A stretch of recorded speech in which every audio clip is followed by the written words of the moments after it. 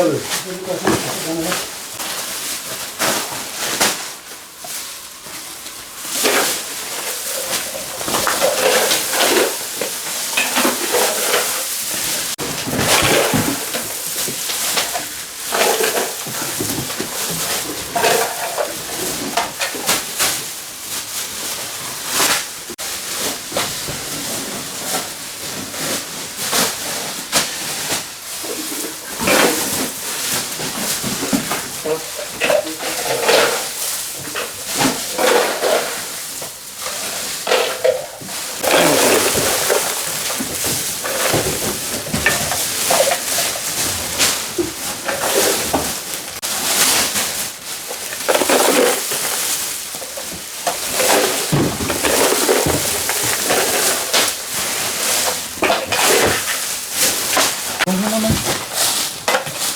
Yok.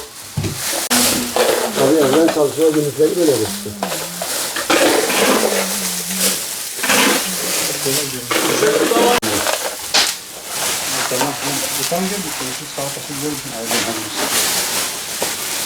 Resulü zişen yok kurban.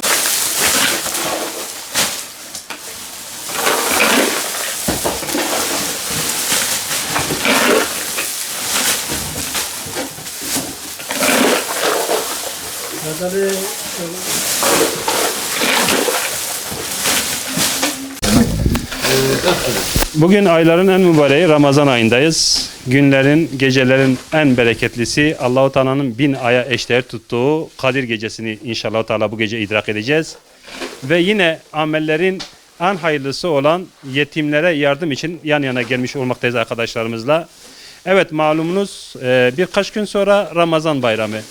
Bu Ramazan bayramında da dışarıya çıkmak yasak olduğu için özellikle yetim çocukların daha önceki bayramlarda dışarı çıkıp şeker toplama imkanları vardı. Ama hepinizin malumu artık yetimler evde şeker olmazsa dışarı çıkıp şeker toplayamayacak. Biz de bunu düşünerekten bu bayramda yetimler şekersiz kalmasın, onlar da bizim çocuklar gibi bayramı yaşasınlar diye kardeşlerimizle bir şeker kampanyası yaptık ve gördüğünüz gibi yaklaşık 750 kilogram şeker aldık.